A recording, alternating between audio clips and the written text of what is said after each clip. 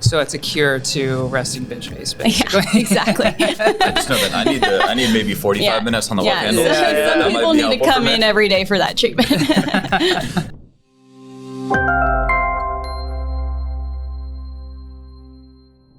And just like that, we are back again with the Mind the Growth podcast. As always, I'm Chris Kinghorn. And I'm Eric Hoffman. And today we have a very special guest, Alexis. Hey, guys. Welcome to the show. Thanks for having me. Well, thanks for having us at your spot. This place looks amazing. I appreciate it. You Gorgeous. guys are one of the first ones to see it. It's not completely done, but we're halfway there. We're honored. Yeah. Awesome. Well, do you mind giving us a little context about who you are? Maybe tell the listeners a little bit about your story. Sure thing. So I am local, born and raised in Arizona. I went to U of A for undergrad, ASU for law school. After law school, I joined a firm called Squire Patton Boggs, and I've been there ever since. I'm going into like 4.5 years of practicing, I think, which is absolutely terrifying. It's flown by.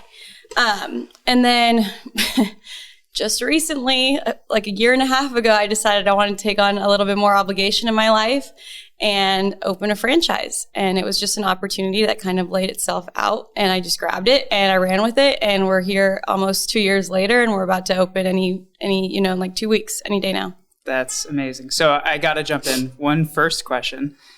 U of A first, ASU second.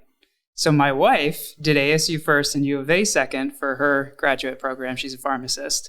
So I'm curious to hear how your experience was, because I know hers. So I think it's dependent on the school that you go to. Yeah. The law school is definitely better at ASU. Yeah. It's just like ranked higher. Yeah. Undergrad, I wanted to go to California, and my parents were like, "You're dumb, student debt, don't do it." Like, you go to school in state for free. It was like the Ames scholarship. Yeah. And they're like, "You don't understand. People don't go to school for free." And I'm like, okay, well, I want to get away and like act like an adult. So I went 2.5 hours away to Tucson. Yeah. And then, of course, did the trick. ASU was just the better school. So I went there. Cool. So coming out of ASU law school, you started practice. What type of law do you practice currently? I practice commercial real estate transactions. So I had no intention of going into real estate. I didn't really have any kind of background in it. My dad he's also a lawyer, but toys in real estate quite often. But it was kind of, and unless you're like really gung-ho about certain type of law, you'll take whatever job is given to you at the end of law school. It's like this scary time where there's like 10 big firms that have 2 positions at each firm, and you either get them or you don't. And once you get them, they kind of say, "This is the work that we need help with. Are you willing to do it?" And of course, if you're smart, you're going to say yes, whatever. Yeah. And then maybe after a year or two, you can kind of like figure out your niche and where you want to go. For me, real estate was just the open position at the firm. And it was like the best case scenario. It just matched up with my personality and the things I like and the things I'm into now. And I just personally think real estate is something that everyone needs to know. And I'm lucky that that was the path that found me. It's a good time to get into it. Yeah, especially that you almost kind of rode up the boom on the way, at least the Phoenix boom for the last handful of years. Yeah, well, I'll say that it's like mid-level, senior level associates in real estate transactions are really hard to find. Mm-hmm. And like people are willing to pay a lot of money for us because one, there's not a lot of us. After 2008 and the whole blow up, people that were doing real estate had to transition into other things. So that's why we don't have a lot of people with like a lot of experience, because they ended up going other places. They went bankruptcy, they went corporate. Sure. And so now I think there's kind of just like this open hole of positions that people are looking to find, because obviously real estate's booming. And so, yeah, I was really lucky to be in that ride. Go ahead. So we talk about real estate quite a bit, and we're not going to do that too much here because we have other more important things to talk about. But we do know that you maybe dabble a little bit in investments of real estate. Is that something that you can kind of share of what you're doing and what Sure. you're seeing in the market? Yeah. So my investments in real estate are limited to Mexico. Okay. So very different of what you could do here. But I mean, it's just a condo that we rent in Rocky Point, Puerto Peñasco, Mexico. My dad got really into it, and he's been very, very successful over the last, I want to say like decade. Mm-hmm. And it got to the point where he was just like, there's so much money to be made. I want all my friends and family to get into it. And so I've been growing up going there. I know the space really well. So my fiance and I got a condo at Las Palomas. It's just a 1-bedroom condo. We're trying to get it into the rental pool. So this is one of the biggest issues. In Mexico, in order to pay the tax there, you need to show that you are a resident or that I am a dual citizen. So, but you still need to go get a tax ID. And this tax ID place, like the Mexican version of like the IRS, I had to wait like 3 months to get an appointment there. And then I went like a week ago and they're like, you didn't confirm it within 24 hours. So you have to wait another 3 months. So I technically can't be in the rental pool or pay taxes to Mexico until I get this last step completed. So right now we're kind of just getting it ready and letting friends stay there. So correct me if I'm wrong, I've heard before, is Mexico the land lease country where it's like 99 years or 900 years? If you're not a something? Mexican citizen or you don't have this proof of residency, I believe, it's the land lease where the government technically owns the property. But if you are a dual citizen, then you can personally That's own? correct. Okay. And then, but even then, it's better to just own it in an LLC. Gotcha. Okay. And that can be formed in the States. That makes sense. This is not legal advice. Yeah, I'm not a Mexican real estate lawyer. All right, so shifting focus now to really the reason why we're here. Can you tell us about this current place where we're at, this spectacular place called the Tox? Welcome to the Tox, Tox Scottsdale. So we are actually the first franchise to open for the Tox Corporation. The Tox was founded in 2019 by Courtney Yeager, and she's still the owner. It's female and family operated. She's awesome. Great person, and she's grown this from one location in LA to about, I've lost count, but there's one, Melrose Place, Beverly Hills, Walnut Creek, Houston, Dallas just opened this year. There's one in Vegas, one in New York, I believe a second one opening in New York this year, and then Miami. So they're all over the place now. And so the whole premise is we perform services that are tied to the Tox Technique. The Tox Technique is this technique that she pretty much created herself by mixing a whole bunch of different modalities. So what it is, it's 90% by hand, 10% by machine, and it's like a firm pressure that triggers your lymphatic system and your digestive system.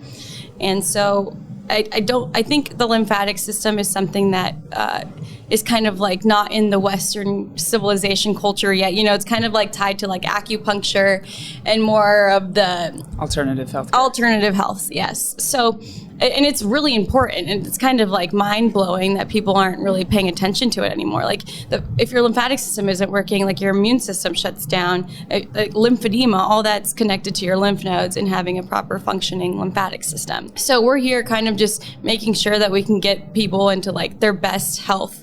We want to detoxify you from the inside out. And, you know, I think the claim to fame is really to see how it can debloat you, it decreases swelling, improves your circulation. You just feel like a completely new person when you walk out of here. Gotcha. So the Tox method, is that like trademarked, patent in terms of what it does, or how does that? Sure. So you can't actually patent like methodology. Yeah. Yeah. So it would be like someone trying to patent like a Swedish massage. Sure. Like you can't do that. Got it. So yeah. So it's used more as a marketing correct term, I guess. Okay. Yep. Cool. The Tox Technique. It's just, you know, the service that we offer, and it's specialized for this company. And with those multiple modalities, is there like a description on what somebody can come in for, or are there different options, or is it just the Tox Technique involves all of the modalities together? No, so the services that we offer, there's a body treatment and a face treatment, or you can combine them. So we have what's called the Master Tox, and that's either 60 minute or 90 minutes, and that's just their body treatment. The difference between the 60 and 90 is that the 90 minute, the therapist will focus primarily like on body contouring, and it'll shape kind of like your love handles, your hips, your midsection, and they really focus on that. So it's like 30 extra minutes of just that. And then we have a sculpting facial, which isn't like a normal facial. We're not using like dermatologists' acne medications. It's just usually like the gua shes, the sculpting ones, our custom facial oil, because 70% of our lymph nodes are actually like in our face and neck, and we actually hold a lot of stress there. So it's kind of like helping shape and release all the excess fluids and stress that's in your face. So it's a cure to resting bitch face, basically. Yeah, exactly. I just know that I need maybe 45 minutes on the love handle. Some people need to come in every day for that treatment. So stop by Scottsdale Road and Shade as I'm getting my morning coffee and get my love handles massaged down. Perfect. So how did you find out about the Tox? How did this all come to be? I was 2 years ago, I was looking for a lymphatic drainage massage, and I was looking in Scottsdale, and I couldn't really find like a place that looked trustworthy, I guess is the word. There, like the names of the studios were really weird, and it freaked me out. So I was like, I don't want to go to those places. But I found the Tox. I found the Tox also worked with your lymphatic system and your digestive system. So I'm like, oh, what's this? And I did some research on it, and I noticed that there was one in California. And I was going to California, and so I reached out to the owner, and I was like, hey, I just want to let you guys, I want to ask if you guys are coming to Scottsdale anytime soon. I think it's a really good, health and beauty industry. And she said, no, but we are opening a franchise group in a few months if you're interested. And that kind of like sparked it in me. And I'm like, I wonder what that's like. Yeah. And I've always wanted to own my own business, but I don't know. It was always in the back of my mind. So fast forward a few months, I go to LA, I get the treatment done, and I'm like, whoa, we need this. Like, we need this in Scottsdale. And I'm the type of person that it's like, if I want it done, I'm going to do it myself. Hence the Tox Scottsdale. So yeah, basically it was like, I wanted the service, so I brought it here myself. So let's rewind a second, and maybe we'll put in one of those rewind the sound bites here. But can you kind of give us an in-depth look at what it's like to start a franchise? I don't know if you're able to get into, rough dollars and cents, because I know a lot of listeners are interested in that. We talk a lot about investing and owning businesses. But when you reached out and said, yeah, that sounds awesome, what's the first step? Sure. How did it take hold from there? I think my roadmap of how I got here is going to be different than most, because it's not like a Wendy's or a Massage NB that has millions of franchises, I was literally the first. So, and I think it helped that I was an attorney and I'd been reviewing contracts for like what feels like my whole life now. And so I feel like we're really helping each other kind of like form what this should look like. Sure. But yeah, I don't think a lot of people start their franchise journey by DMing the owner on Instagram, but that's how mine started. Just shoot your shot. Yeah. But what happened after that is I saw on her Instagram that they are now accepting franchise applications. And I was like, okay, I might as well sign up for it and see what happens. So I did. And I got an email from her just asking for, a follow-up phone call to know a little bit more about me. And I was just like, you know what? I just want to have my own business. I love the service that you're offering. I really like the people that were working at your job. Like, everything seemed really cool and great. And I think this is a great, great spot for it in Scottsdale. And so I was like, what would the next steps be? And she's like, well, let's get together and meet. And so she was luckily in town for a convention for her husband. And we met in person and we kind of just like really vibed. And we're like, she's like, it's just really hard finding good applicants. It's kind of like the employment pool. Yeah. It's just like everyone and their mother is going to apply for these things. You really have to show, if you want to apply for a franchise, you have to show how you're different, and you have to show how you're going to be responsible for their baby. Right. Like, this is everything that they worked for years. Yeah. And they're basically trusting you, babysitting their baby. And so, I just called all the shots, and I was like, this is my resume. This is what I'm good at. And I think I could take this pretty far in Arizona. That's awesome. Cool. So scaling and employing people, because you touched on that, which is an interesting problem that I think we've all experienced over the last year or so. Where are you at in terms of bringing people in with therapists, receptionists, etc.? Is it too early for that? I know you're opening soon. How has that been in terms of a journey? I've been fortunate to have my team completely filled. That's awesome. I'm starting with 5 therapists, 2 are part-time, and then 2 front of the house girls. And then I will still be managing for the time being. But I hope to, when I scale it like up to 3 locations, then I will completely shift the responsibility elsewhere. But therapists were really hard to find. Really, really hard to find. And I'm just a normal lawyer girl. I don't know anything about Indeed. The process of law school and going to interview at the law firms is, they come to your campus, right? And you sit in an office and you interview with them, or at their office. So I did not know anything about Indeed. I did not know anything about like alumni job board posts. So I had to like kind of ask around and figure out where people got their jobs and then just utilize those. And then the interviewing process was funny. It was really funny. It makes you appreciate yourself as an employee and kind of go to your employer and be like, dude, I'm good. Yeah. Like comparatively. Yeah. Like, come on, treat me well. I'm treating you well. Like, I was like shocked. And it made me as a now employer be like, I need to value these people with my life. Right. Totally. I don't want to lose them. I want to retain them. What can I do to keep them happy? Because a lot of the interviews were just like going nowhere, and they would ask me questions, and I'd tell them the services that we offered, and then they'd be like, I'm really excited to microblade. I'm like, we don't microblade, but like on your off hours, like what? And so that was a little tough, but luckily I think it took me 2.5 months. How many people did you interview? Ooh, I don't even know.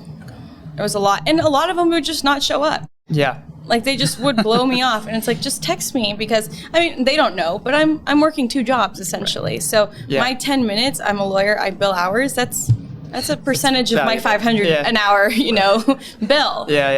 So that was like the hardest part, is just like having no response or crazy responses. Yeah, that makes sense. So shifting back to kind of scaling of it, and you mentioned opening other locations. Do you have the rights to Arizona? Are you able to open up additional locations? Yeah, I negotiated a right of first refusal for like the major cities here, Scottsdale, Chandler, Gilbert, and then like within a certain mile radius of this location as well. And I did that strategically because, one, I don't think someone opening in like Queen Creek is going to affect me. I did to kind of like not put too much fight in the negotiations, because there was other places I would rather fight than give. Right. So I kind of like limited what I was going to argue when it came to the right of first refusal. And another thing, it's like the city, the jurisdictions, and the zoning laws, they're really, really tough. So before this, I was at a location in Phoenix and almost signed a lease. And then I myself looked into the zoning and found out that this type of service was not allowed there. Right. So Phoenix is really, really hard to have like a massage facility license there. But Scottsdale is different. And I haven't looked at Chandler and Gilbert, but I hope it's a little more permissive like Scottsdale. Right.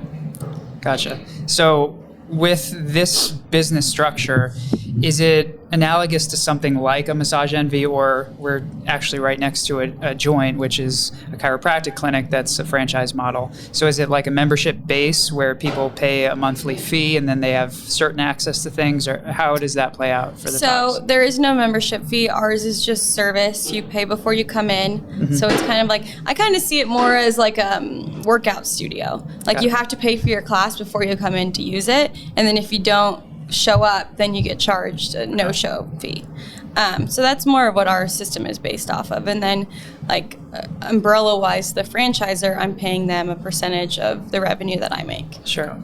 And do you utilize a like third-party tech solution for that, like a ClassPass or what's that other one? We use MindBody. MindBody. Yes. Yeah. MindBody has been like an insanely impressive tool. Yeah. I think they're local, right? They are local. Yeah. They have just a lot. You can do everything in it. You can keep inventory. You can like keep your employee hourly schedules, everything, pretty much except for payroll, which we'll do through QuickBooks. But everything else is pretty much MindBody. And if they screw up, you'll drive down the road to the headquarters. Yeah, exactly. I know where to find you at MindBody. Yeah. This is the perfect opportunity to say that this podcast is not sponsored by MindBody. But it could be.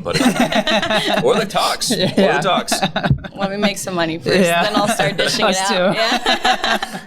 Perfect. So let's zoom out. I know you said you want to continue to scale eventually over time, but if we look at this 3 years from now, 5 years from now, what are the cities or the areas? Do you have something in your head of what you're trying to achieve? Paradise Valley, I'm assuming Old Town Scottsdale, maybe a Gilbert. Is there kind of a number of locations? Yeah, exactly. Yeah. I think 3 is like my magic number. That is my goal. I think if we're successful in the first 6 to 8 months of this, then I will start negotiating another lease. Okay.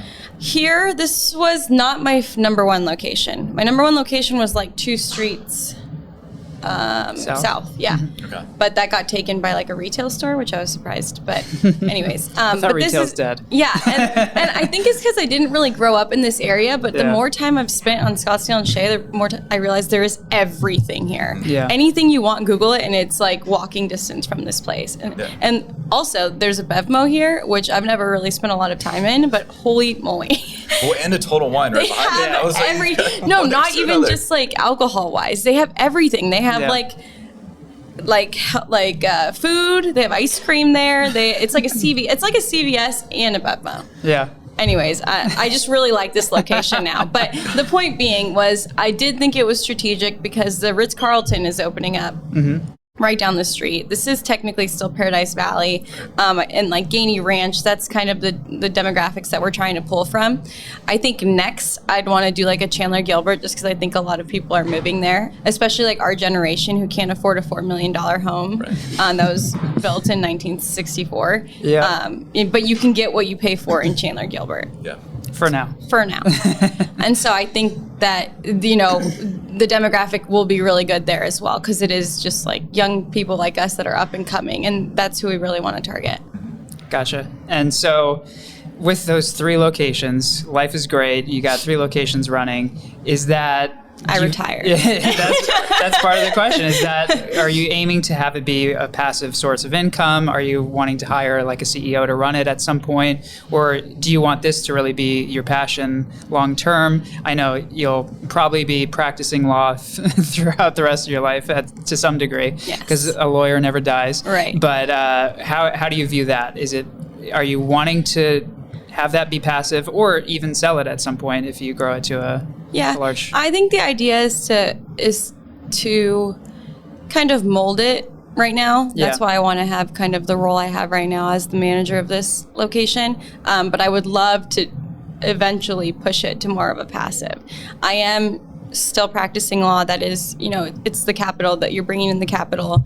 I really like my firm. I like the people I work with. I'm not fully ready to leave there yet. Yeah. And it's kind of like you said, like lawyers, you're in it for the long haul, like whether you like it or not. Exactly. Yeah. So my world is malpractice. We work with alternative care physicians, and we deal with spaces like this all the time. So I'm curious, as a practicing attorney, knowing the legal side of things, what portion of your attorney brain is managing the risk management, the malpractice side of things, and just in general, what's the focus there for the Tox? Because I know it's a tricky situation whenever you're dealing with therapists of any kind. So how have you thought through that? Yeah, and I think I just look for external advice, because that's not what I do legally. I don't know anything about it. I've outsourced just advice on how to handle that situation. I think there was kind of a question on who can perform these services, what do they need to be licensed as, and then I think when you get to the point where you're working with licensed therapists, as we are here, the risk kind of reduces a little bit. I mean, they come with professional liability insurance, and then I obviously will have my overall insurance, but I'm not super worried about it. And maybe that's dumb of me, like knock on wood, you know, but I think I've pretty much dotted all my I's and crossed my T's when it came to that. But like I said, I cannot pretend like I know anything about it, because that's not my real estate transaction side. And with the Tox in general, does the Tox as a corporation have like an overarching umbrella type of policy for franchisees, or do you indemnify the Tox with your own LLC that you create? How does that work? It depends on what the claim's going to be. If the claim's going to be from the actual technique that we use, and you know the therapists are doing it exactly as they were taught, then they indemnify us if something comes out of that. Gotcha. I assume that they would have an overarching insurance policy as well, but not to my knowledge. I couldn't let you know what it was. I feel like there has to be an extra layer of protection, though, with the brand. I mean, the brand, it's inevitable. They want to protect themselves, so I have to imagine they put something forward. Yeah, I would hope and assume. We work with The Joint, and we helped them mold their whole process with franchisees, which is what I'm curious about. So that was interesting to me.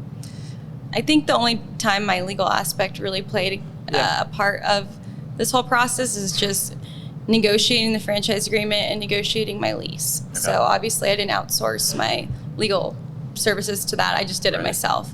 And there's just like a lot more at stake. And like, and I think it kind of like helped me be a little more tenant friendly when I'm reviewing things and when I'm negotiating for my clients. Now I understand what it's like.